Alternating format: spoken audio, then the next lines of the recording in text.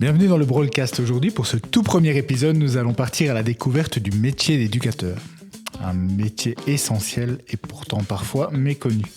C'est quoi un éducateur ? Quels sont les défis et les particularités de ce métier ? Pour répondre à toutes ces questions, j'ai la chance d'accueillir Denis, qui exerce cette profession depuis 15 ans. Salut Denis, comment ça va ? Salut, ça va toi ? Très très bien. Alors on va rentrer directement dans le vif du sujet. Ouais, allons-y. Est-ce que tu pourrais nous raconter un peu ton parcours ? Qu'est-ce qui t'a conduit à choisir ce métier ? Alors, moi j'ai effectué mes études d'agent d'éducation au collège Saint-Joseph de Chimay. Donc, j'ai toujours aimé le contact humain, venir en aide aux autres. Donc de fil en aiguille, et ma très mauvaise appréciation des langues romanes m'ont dirigé vers un métier technique. Donc voilà, j'étais pas bon en latin, quoi. Donc fatalement, je suis rentré en deuxième socio-éducative, et puis troisième technique éducative à l'époque, et puis quatrième technique éducative, et puis voilà. Donc j'ai suivi mon cursus d'éducateur. Puis à la base, je voulais être psychologue, parce qu'on a eu d'excellents cours de psychologie. Et puis, les finances n'étaient pas là, le trajet et tout ça. Donc, je me suis dirigé pour être vers l'IPSMA, donc Institut pédagogique et social de Marcinelle, qui s'appelle maintenant EPCU de Condorcet. Donc, toujours à Marcinelle. C'est en cours du jour, ça se faisait en 3 ans. J'imagine que c'est encore le cas actuellement. Et donc, à l'issue de ces 3 ans-là, on a un bachelier d'éducateur spécialisé en accompagnement psychoéducatif. Ah oui, c'est un long mot, ça. Voilà.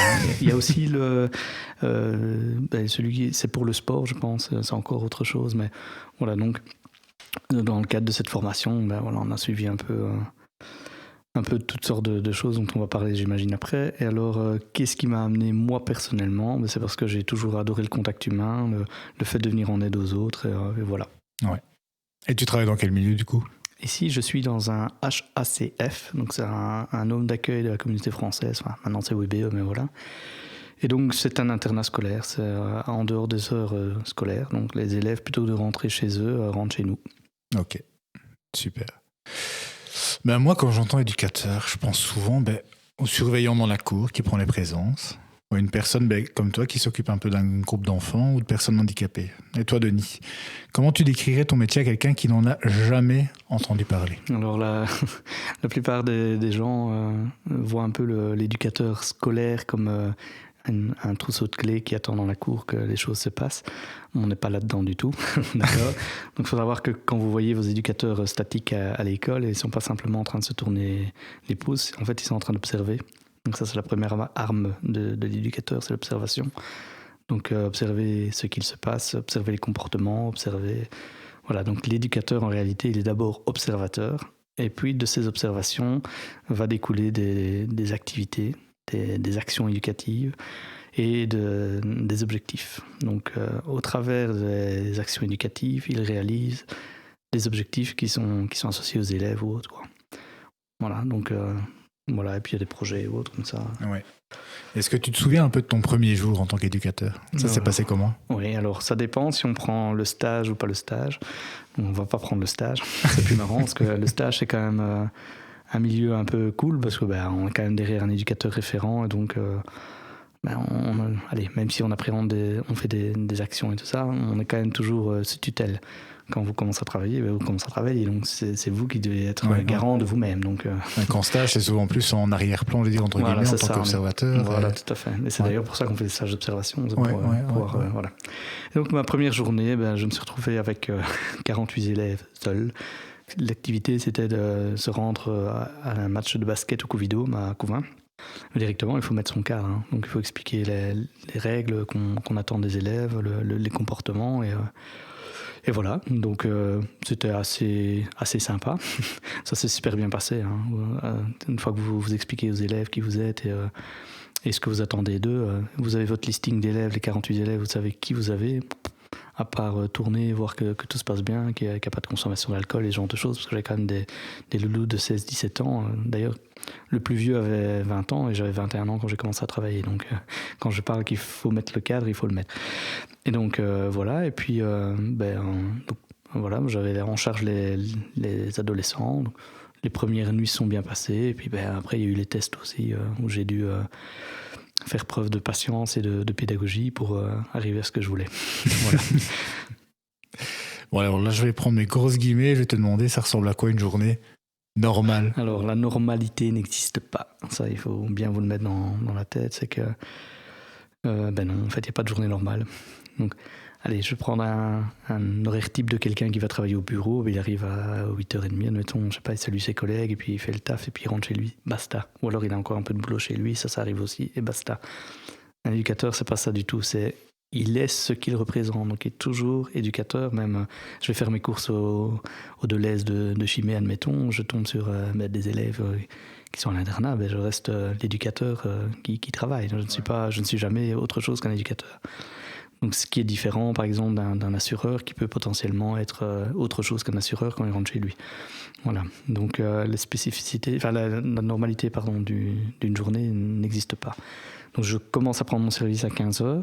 Donc, la normalité veut que je lise le cahier de communication. Donc, je lis le cahier de communication. Donc, un cahier de communication, c'est un outil, c'est un cahier dans lequel on répertorie tous les comportements qu'il y a eu et tout ça. Donc, on peut comme ça suivre un peu toutes les journées qui se passent et voir ce qui s'est passé ou si on a atteint les objectifs. Enfin, voilà. Donc, je lis ce cahier et la journée d'hier s'est super bien passée. Ou alors, c'est un peu moins normal et puis ça s'est pas bien passé parce qu'il y a eu telle chose qui font que... Et donc voilà, on retravaille un petit peu le lendemain, ce qui s'est pas bien passé, etc. En fait, donc après 15h, je vais chercher les élèves, après avoir lu le cahier de communication. Et donc, en allant chercher les élèves, je vais les chercher en rang. Donc, le principe, c'est de les reprendre de l'école, ça, comme quand vous allez chercher vos enfants à l'école. La normalité voudrait que tout se passe bien, et puis en fait il y a peut-être eu un couac à l'école, il y a peut-être eu une matière qui n'a pas bien été comprise et autres, et donc la normalité n'est déjà plus tellement là. Donc voilà, on avance avec notre rang, et puis imaginons j'ai planifié le fait de travailler table de multiplication avec un des élèves, et puis en arrivant en réalité l'élève n'est pas là, donc l'absence fait que je ne peux pas travailler ce que j'avais préparé, et donc là il faut s'adapter. Donc encore une fois, c'est pas trop normal, parce que moi j'avais pensé que la journée se passerait comme ça se passe pas ainsi.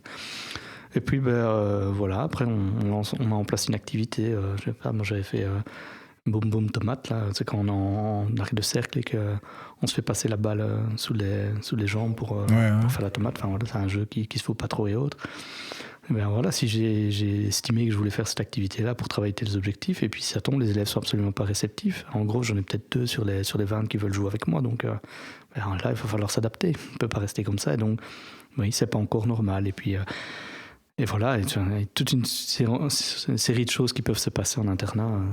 Voilà, le mot normal n'existe pas. Voilà, c'est ça. Le mot normal et personne ne l'est. Et donc, d'ailleurs, moi le premier. Donc voilà. Est-ce qu'il y a des aspects de ton travail que les gens ne soupçonnent pas ou alors ne voient jamais? Oui, il y a beaucoup. Il y a le fait que on nous pense... allez, si vous reprenez un petit peu ou même ça dépend qui nous écoute, mais je suis sûr que vous avez tous eu un jour affaire à soit un éducateur scolaire ou autre. Vous avez toujours l'impression que c'est des gens qui sont un peu moralisateurs, comme ça, qui ont un grand ego et tout ça, et que tout va bien. Mais c'est des choses qui se travaillent, ça. Il faut savoir que je suis Denis, mais quand je vais travailler, je suis monsieur un tel, et ce monsieur un tel, il représente quelque chose. Il n'est pas simplement Denis, d'accord ? Donc il y a un travail psychologique qui se fait derrière, un travail de pédagogie qui se fait aussi, il y a un travail de comportement, il y a énormément de travail. On doit travailler nos activités, on doit travailler les rapports. Ça, moi, si vous me demandez là tout de suite de pondre un rapport sur un de mes élèves, il n'y a aucun souci. Vous aurez le rapport par rapport à l'hygiène, par rapport aux relations à l'autre, à la relation à l'adulte, où est-ce qu'on en est les objectifs et autres. Ça, je vous fais ça en un clin d'œil, parce que voilà, j'ai tout le temps tous mes élèves en tête et je sais où j'en suis avec eux, quoi. Donc, ça, c'est quelque chose, on n'a peut-être pas tendance à le voir, mais il faut savoir, par exemple, les élèves, et je vous ai expliqué, donc la première fois j'ai commencé à travailler, donc j'avais 38 élèves. 38 élèves, c'est 38 élèves que je connaissais par cœur, avec papa, maman, est-ce qu'ils sont encore ensemble, où ils en sont dans leurs objectifs, où est-ce qu'ils en sont dans les révolutions scolaires et tout ça. Donc c'est quelque chose qu'on a tendance à occulter. Puis alors, je sais pas, j'ai un exemple ici, c'est au niveau des douches. Un jour, il y a un élève que je vois un gros bleu dans le dos, puis je me dis, tiens, qu'est-ce que t'as fait? Et tout naturellement, c'est papa qui m'a mis une grosse claque parce que j'ai pas été gentil, quoi. Donc voilà, c'est aussi pouvoir gérer ces genres de de faits qui arrivent ainsi en pleine figure. Et puis, Oui, tu t'y attends pas, quoi. Tout à fait, on retravaille. Ben voilà. Après, il faut psychologiquement l'intégrer. Tout ça, c'est aussi des choses qu'on a tendance à occulter en se disant ben oui, c'est jamais que garder des élèves, alors que c'est pas le cas, quoi. Il y a tout un travail qui se fait. Donc voilà. Et je peux pas définir un travail en tant que tel parce que chaque personne est unique, chaque élève est unique et donc chaque travail est unique. Et c'est vraiment une personnalisation par rapport à la prise en charge. Dans ton cas, chaque enfant, quoi. Ouais, c'est ça. Ouais. Et puis ce que vous allez mettre en place avec un élève ne va pas fonctionner avec un autre. Ouais. Mis à part le cahier d'observation qu'on a parlé tout à l'heure un petit peu, est-ce qu'il y a des outils ou d'autres techniques que tu utilises? Alors j'ai donc un éducateur d'il y a 2 va sortir de l'école et va mettre en place ce qu'il a appris à l'école. Donc, si vous avez été en technique éducative, si vous n'avez pas été en technique éducative, je vous invite fortement à lire des livres sur les pédagogies, sur la psychologie, sur tout ça, parce que sinon vous n'avez aucun bagage. Maintenant, le mieux du mieux, si vous vous destinez à éducateur, c'est de faire votre bachelier en 3 ans. Et au terme de cela, vous allez avoir donc un diplôme de bachelier, mais surtout vous allez avoir des compétences en termes de psychologie, en termes de communication relationnelle, qui vont être utiles tous les jours, tout simplement. Il y a des mises en situation, par exemple? Oui, je me souviens d'une mise en situation avec un de mes profs de communication, celle-là elle est géniale. En gros, donc chacun venait expliquer un petit peu ces situations qu'ils ont vécues en stage. Moi j'ai réagi comme ça et donc j'ai utilisé l'écoute active. Moi j'ai pris une gamine et puis en fait quand j'ai parlé je me suis rendu compte que j'ai pris le tu accusateur au lieu du je. Enfin voilà. Et donc moi je suis parti du principe que j'allais mettre en situation à fond. Donc ça c'était vachement marrant comme je le disais. En gros, donc je le dis au prof de communication, monsieur, voilà, je vais faire la mise en situation mais en réel, quoi. Ouais, ok, ouais, Denis, oui, ok. Et donc l'intercours se passe et puis il rentre dans la classe et moi je n'avais prévenu personne. Et en fait, il faut savoir que j'ai effectué mon stage au sein d'un pavillon psychiatrique. Donc avec notamment, j'avais vécu la crise de décompensation d'un autiste. Donc il a totalement explosé et pété un câble, quoi. Et donc j'ai remimé la situation. Je me suis levé directement en pleine classe, j'ai hurlé, je me suis tapé la tête contre le tableau. Je me suis montré très engageant vis-à-vis de mon prof de communication qui avait un regard apeuré en me regardant.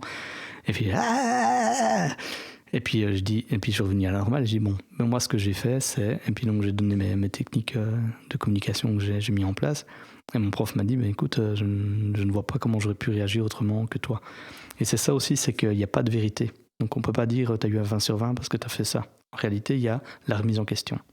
Donc est-ce que j'ai bien réagi ou pas? Là en l'occurrence, pour la petite histoire, j'ai mis ma main sur son torse, j'ai fait des petits chants indiens, je l'ai caressé en disant allez, calme-toi loulou, ça va aller, machin. Et puis après il a été se calmer dans sa chambre et puis l'éducateur qui était pas mon référent, mais l'éducateur qui était présent est venu me revoir après en me disant écoute, j'ai un petit cas de conscience. Il dit normalement je peux pas te laisser seul avec des résidents, mais là il faut vraiment que tu y ailles parce qu'il te demande toi, il veut pas me voir moi.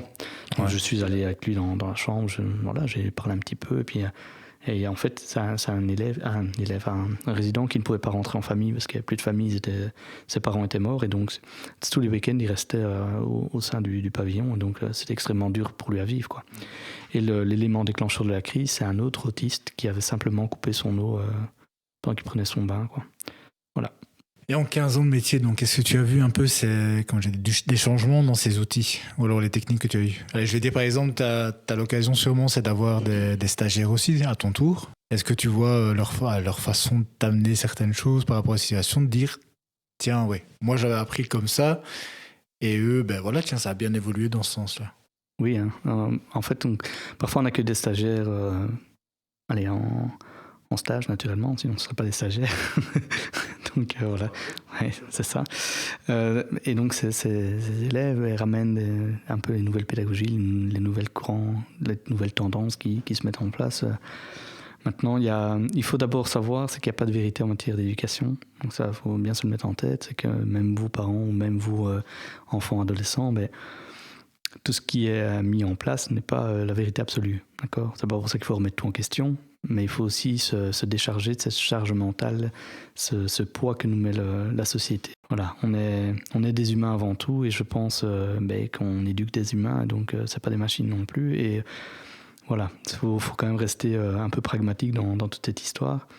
Et donc au niveau des formations, vous pouvez vous former en suivant des formations dispensées par des cursus universitaires. Ça, c'est l'idéal et l'absolu. C'est vous renseigner sur les dernières stratégies de communication qui sont sorties du côté du Palo Alto. C'est à vous aussi à vous former, quoi. Il n'y a personne qui va vous tenir par la main en disant il faut faire ça. Maintenant, au niveau de l'enseignement, il existe le CAF, donc c'est un centre d'auto-formation, et donc vous pouvez vous y inscrire. Mais ça se fait la plupart du temps avec l'aval de votre chef d'établissement, en sachant que moi ici je travaille de nuit, donc si je voudrais me rendre à une de ces formations, ça pénalise l'équipe. Donc en fait, ce que je fais moi, c'est que je lis des livres, tout simplement, pour me former, et je garde toujours cette logique de rester dans la pédagogie, notamment en étant lecteur de TFE, et je fais partie des jurys, notamment au collège. Ça m'est déjà aussi arrivé d'aller pour des défenses de TFE, et puis voilà, ça amène l'échange, et en fait c'est surtout l'échange qui est constructif. Ouais. Maintenant, on a parfois aussi des interinternats, donc on peut se rendre dans d'autres internats, et donc on voit d'autres collègues, d'autres structures. Ça, c'est extrêmement riche, parce que c'est comme ça qu'on peut un peu comparer aussi nos façons de travailler. Voilà. Un internat n'est pas l'autre. Voilà, c'est ça, tout à fait. Un projet derrière. Oui, bien sûr, et surtout les projets institutionnels, c'est ce qui est le plus important. Ouais. Donc voilà. Quels sont les plus gros défis que tu rencontres dans ton métier d'éducateur ? Alors, c'est surtout la remise en question. Ça, c'est pour moi le plus gros défi, c'est de se dire à quel moment est-ce que l'action que j'ai posée est la bonne, ou est du moins normale, on va dire, puisqu'on parlait de normalité tantôt. À quel moment est-ce que j'ai été trop loin ou pas ? Est-ce que mon acte est proportionné ou disproportionné ? C'est vraiment et pouvoir réagir à l'immédiat. Donc, quand vous avez un truc qui se passe, vous devez réagir. Vous ne pouvez pas laisser la chose se passer en disant je me laisse 3 jours pour régler la situation. Non, il faut que la situation soit réglée. Et en fait, il y a toujours un délai comme ça de réaction, mais il faut pouvoir le maîtriser, et il faut pouvoir surtout donner la réponse appropriée au cas qu'il demande, tout simplement. Donc ça, c'est vraiment un défi, parce qu'il faut être très très ingénieux. Et c'est là que c'est le plus marrant, entre guillemets, parce que faut pouvoir trouver des sanctions marrantes aussi, ou vraiment amener l'élève à pouvoir lui-même se remettre en question aussi. Je vais prendre l'exemple, j'ai un élève, un ancien internat dans lequel je travaillais, qui aimait bien manger du Nutella. Donc il y a des petits pots en plastique avec le couvercle en alu. Et donc il est là tout le matin, il faisait ses petites tartines, mais après avoir fait ses petites tartines, son deuxième petit plaisir, c'était de balancer ses petites boulettes d'aluminium. Alors, moi, je ne voyais jamais ces boulettes d'aluminium, mais des techniciennes de surface, oui. Et toujours sous la même table, et toujours sous la même chaise. Pas de bol pour l'élève, c'était toujours le même endroit dans lequel il s'asseyait. Bizarre. C'est extrêmement étrange. Bon, je lui ai soulevé le fait, monsieur, machin, voilà, il essaie un peu de noyer le poisson, mais je ne l'ai pas pris en flagrant délit. Alors, bon, après, j'ai appliqué mon observation fine, et je faisais semblant de ne pas le regarder, mais je le regardais quand même. Et puis un jour, effectivement, je l'ai vu faire tomber la petite boulette, quoi. Et alors, je me suis dit, toi, mon grand, il faut quand même que tu comprennes, c'est qu'il y a les techniciennes de surface qui travaillent, c'est pas des boniches, hein, il y a quand même le respect qui doit être mis. 2, t'es là que tu lances tes trucs de chocolat et t'adores manger ton petit Nutella tous les matins, mais est-ce que c'est super bon pour ta santé ? Voilà. Et 3, il y avait aussi cette notion un peu de mensonge que j'ai retravaillé. Donc j'ai fait un petit travail avec l'aide aussi de Wikipédia et autres. Et notamment, je vais demander de relever 5 composants chimiques présents dans le Nutella. Donc, faut savoir que quand vous lisez les trucs, c'est quand même, ça fait peur, parce que parfois on a l'impression qu'on est chimiste. Et donc voilà. Et puis voilà, il a fait sa sanction sans rouspéter. C'était plus amener ça sous forme d'humour aussi, pour que ça soit plus facilement accepté aussi de la part de l'élève.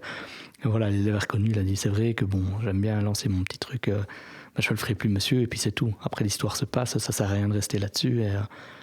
Et voilà. Maintenant, une autre chose qui aurait pu être mise en place, c'est qu'il aurait pu être le chargé de propreté du restaurant. Et donc, lorsque tous les élèves seraient sortis, il aurait pu aussi commencer à veiller à la propreté du restaurant, et comprendre aussi par là que c'est pas chouette comme boulot non plus de devoir repasser derrière les élèves qui laissent tomber des miettes ou des choses ainsi, quoi. Ouais, lui faire comprendre. Voilà. Et il faut toujours se laisser la porte ouverte pour une évolution de la sanction, pour qu'elle soit encore plus impactante, on va dire, si elle n'a pas été intégrée la première fois. Mais il faut aussi pouvoir se laisser la porte fermée et ne pas rester sur ce truc systématique du Nutella et en arriver à l'harcèlement en disant tu vois, si un Nutella à terre, c'est ta faute, quoi. Donc voilà. Et à l'inverse, quels sont les petits bonheurs du quotidien de ton métier ? Et alors, pour moi, c'est surtout les sourires des élèves. Donc, on passe des moments de vie avec eux, on ne va pas se le cacher. Celui qui va simplement pour y travailler, alors il ne gagne rien à ça, parce qu'il va passer son temps avec d'autres humains sans s'enrichir. Ça, c'est un peu idiot, quoi. Donc, c'est vraiment les sourires. Et puis, toutes ces anecdotes que je peux avoir avec des élèves, j'ai en tête ici avec un type 2... un élève qui suit l'enseignement du type 2. On ne va pas faire de raccourci, donc ça veut dire qu'il a un retard mental modéré.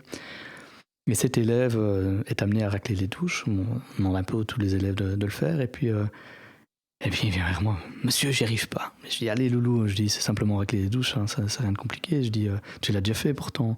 Mais oui, mais là ça marche pas. Et je dis, écoute, hop, allez, tu retournes là-bas, tu vas faire. Parce que bon, je sentais bien le truc de, monsieur va venir faire à ma place et moi je suis tranquille. Donc je repousse à l'autonomie et c'est lui qui gère. Et puis 5 minutes passent, 10 minutes passent, un quart d'heure, je dis je vais quand même aller voir. Et puis je me rends à la douche et là j'entends. Donc en gros, il raclait la douche avec le côté métal de la raclette plutôt que le côté caoutchouc. Donc oui, ça pouvait pas bien aller. Donc j'ai bien rigolé, lui aussi, parce que quand je lui ai montré, il fait en se tapant le front. Oui, monsieur. Enfin voilà, parce qu'il n'avait pas compris la logique qu'il y avait 2 sens à une raclette. Mais voilà, ça c'est super marrant. Et le même élève, par exemple, je suis au souper et je bois de l'eau et par mégarde, je fais tomber un peu d'eau sur le long de mon bras et donc la goutte coule comme ça le long de mon bras. Et il me fait « Oh, monsieur !» Je dis « Qu'est-ce qu'il y a ?»« Monsieur, t'es triste ?» Mais je dis « Non, je suis pas triste, pourquoi tu dis ça ?»« Mais monsieur, ton bras, il pleure. » Donc voilà, c'est tout mignon, c'est tout minouche, c'est super marrant. J'ai encore un autre élève qui suit l'enseignement de type 2 qui a 5 ans quand on l'accueille à l'internat, donc il y a quand même des petits loulous. Et on va à Péridaïsa et puis on se promène comme ça le long de... Le moment où il y a les rails comme ça avec les vieux trains et tout ça, et puis je vois qu'il a vraiment du mal, quoi. C'est la fin de journée, on avait marché toute la journée, il n'en pouvait plus, quoi, tu vois, à 2 doigts de pleurer. Je dis allez, ça va aller. Je dis on a bientôt fini, on va encore voir les singes, je ne sais plus, puis on rentre. Oui, mais c'est dur, hein, monsieur. Je dis allez, ça va aller. Et puis et je sais bien qu'il avait été fasciné par les trains, et donc on continue à suivre les rails. Et je dis allez, on fait le petit train, on fait tout. Et donc je fais le geste qui mime que ça tire la petite corde là, tout. Et puis voilà, et je vois qu'il a la banane et que ça va super bien. Et puis en fait, de ce petit truc-là, je me suis rendu compte qu'il avait du mal à s'endormir. Et on a refait le petit train pour lancer le petit train du sommeil. Donc c'est devenu un rituel. Voilà, c'est devenu un rituel du sommeil. Et donc maintenant, encore à l'heure actuelle, maintenant il va sur 7 ans et demi, il fait le petit train pour s'endormir, quoi. Et alors c'est très drôle parce qu'on voit l'évolution du geste. Et ici récemment, il me dit monsieur, moi je veux pas faire le train. Je dis ok, on fait pas le train. Mais si, moi je veux faire le train. Je dis tu viens de me dire que tu voulais pas faire le train. Tu fais le train, tu veux pas le train. Mais je veux pas, mais je vais le faire aussi parce que je veux. Et je dis ok. Et je dis tu le fais ou tu le fais pas? Je le fais, allez vas-y, tout. Et puis c'est mis sur son côté. Enfin, voilà, c'est tout des chouettes trucs à prendre. Ouais. Voilà. Mais il faut prendre le positif. Et il faut comprendre aussi que parfois les élèves ne nous donnent pas l'opportunité de prendre le positif et nous placent plutôt dans une logique de rejet. Donc ils ne veulent pas de relations, ils ne veulent pas s'intégrer à l'internat parce que tout simplement ils ne veulent pas y être et qu'ils ont été placés par le juge. Donc à ce moment-là, c'est à nous à amener un petit peu ce côté positif parce que ils ne sont pas en prison non plus. Donc à un moment donné, il faut aussi penser à leur bien-être avant tout. Voilà. Quelle qualité ou trait de caractère faut-il selon toi pour devenir, je reprends mes grosses guillemets, un bon éducateur? Mais il n'y a pas de bon éducateur. Encore une fois, c'est comme la normalité, ça n'existe pas. Donc il y a surtout de la rigueur, de la réflexion, de la remise en question, un brin de philosophie et un solide caractère. C'est l'équipe et le projet pédagogique qui doivent être bons. Ce sont les collègues qui posent les garde-fous. Et donc, qu'est-ce que j'entends par garde-fous? C'est en réalité, on a tous des valeurs et des croyances qui sont propres. Donc, peut-être que vous allez penser certaines choses ou croire certaines choses selon simplement votre caractère, votre façon d'être et autres. Et ça, il faut toujours mettre entre parenthèses et accueillir l'autre comme il est, avec ses croyances et ses valeurs. Donc voilà, je vais prendre l'exemple du débat pour la peine de mort, par exemple. Et il y en a qui sont pour, il y en a qui sont contre, il y en a qui se posent pas, il y en a, voilà. Donc chacun a le droit de penser ce qu'il veut. Et néanmoins, il ne doit pas être contraint ni poussé à penser quelque chose, tout simplement. Donc c'est ce qu'on appelle l'ouverture à l'esprit critique. Et voilà, moi j'adore faire ça avec les élèves. Parfois je les extrais de la situation, où j'essaye de les amener avec une petite histoire, où je fais intervenir un personnage imaginaire. Et donc j'explique ma petite histoire, et puis après je les pose en juge ou en cas de... Voilà, et c'est eux qui sont amenés à ce moment-là à se dire ok, en fait, lui n'a pas super bien réagi, moi j'aurais réagi comme ça. Et alors après, je mets en exergue la situation qui s'est passée, et puis c'est comme ça qu'on fait comprendre. Voilà. Comment vois-tu évoluer le métier d'éducateur dans les prochaines années ? Allez, par exemple, est-ce que l'intelligence artificielle pourrait aider, voire remplacer une personne physique en termes d'éducateur ?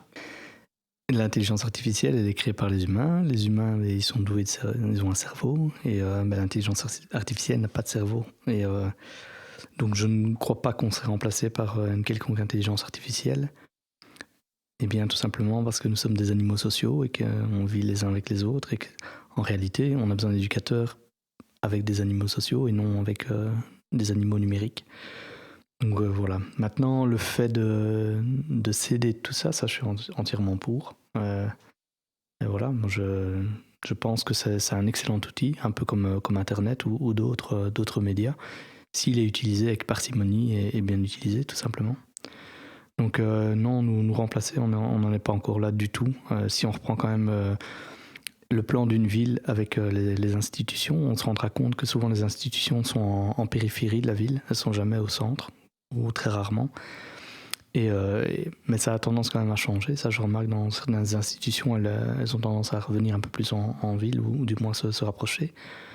Parce qu'à l'époque, c'était les cas qui demandaient à être aidés, comme les personnes handicapées ou autres, mais c'était des gens qui étaient en marge de la société. Et en fait, ce qu'on essaie ici à l'heure actuelle, ça c'est quand même un truc qui est super positif, c'est de les réintégrer dans la société. Donc il y a énormément de projets d'inclusion, et ça c'est vachement chouette. Je vais prendre l'Albatros par exemple. Si vous allez à l'auberge de Pot-au-Pré, vous aurez une institution un peu plus loin là-bas où ils font le pain, où ils font les viandes eux-mêmes. Et voilà, c'est une des solutions qui est proposée. Je sais qu'à la Boulée, ils font leur jus de pomme par exemple. Et voilà, ils vendent les choses. Et oui, pourquoi ? Parce que moi, je serais personne handicapée, j'aurais pas de travail et je serais mis comme ça de côté. C'est totalement idiot, en fait. Il y a une valorisation du coup. Donc voilà, et donc en ça, un éducateur a toute sa place. Si je devais te mettre au défi de convaincre quelqu'un de devenir éducateur en 30 secondes, tu dirais quoi ? Alors je dirais, tu veux te lever le matin et te dire que cet après-midi, tu vas accompagner un groupe au trampoline park pour toute une après-midi, mais avant ça, tu devras gérer 4 élèves pour un ennuyé tourneur-de-pierre. Tu en connais beaucoup de métiers où tu peux jouer avec des personnes, toi. J'ai vu un groupe à l'Albatros la dernière fois, ils étaient au McDonald's par exemple, donc ça va, il y a pire comme boulot. Maintenant, j'ai pas envie de faire l'apologie du métier non plus, j'ai quand même envie de parler aussi du burn-out, que j'ai eu dès la première année. J'ai perdu 10 kilos et je me suis trop impliqué émotionnellement dans mon métier. Honnêtement, je prenais tout au premier degré, alors que pourtant j'avais suivi la formation et tout ça, mais les cas étaient tellement lourds et forts que voilà, je reviens encore avec l'histoire de ce garçon avec le bleu dans le dos. Oui, et à un moment donné où ça arrive et puis on se dit ok, qu'est-ce que je fais, papa était méchant, ah oui ok, et bien voilà, c'est un truc que vous prenez en pleine figure, il faut savoir le gérer, et quand vous avez 21 ans, faut le temps. Donc voilà, c'est surtout l'expérience aussi qui fait après que ça avance mieux. Et puis voilà, maintenant faites le boulot que vous avez envie de faire, et surtout levez-vous le matin et soyez content d'y aller. Moi par exemple, je vais travailler en vélo, c'est un plaisir fou. Je suis à 15 km de chez moi, j'arrive, je prends ma douche, je me rhabille, j'ai fait mon sport, je fais ma journée super chouette avec les élèves, parfois un peu moins chouette. Et alors après c'est l'occasion de refaire du sport pour remonter chez moi dans les 15 autres kilomètres, et puis voilà. Mais il faut aussi être conscient du fait que quand vous rentrez chez vous, la journée n'est jamais finie. Il y a toujours un semblant de quelque chose ou une fin d'action éducative qui vous reste un peu dans le coin de la tête. Et là, ça tourne. Et c'est là qu'il faut faire attention, c'est quand ça tourne. Parce que le burn-out, c'est ça, c'est le principe de faire déraper la roue et de faire tourner très vite. Donc il faut pouvoir poser ses pensées et voilà. Mais c'est un métier vraiment chouette et voilà. Merci beaucoup Denis pour toutes ces précieuses informations et ton témoignage. Je t'en prie. Merci à vous d'avoir écouté ce premier épisode du Broadcast. Si vous avez aimé cet épisode, n'hésitez pas à vous abonner ou à le partager autour de vous. On se retrouve très vite pour un prochain épisode. Salut! Au revoir.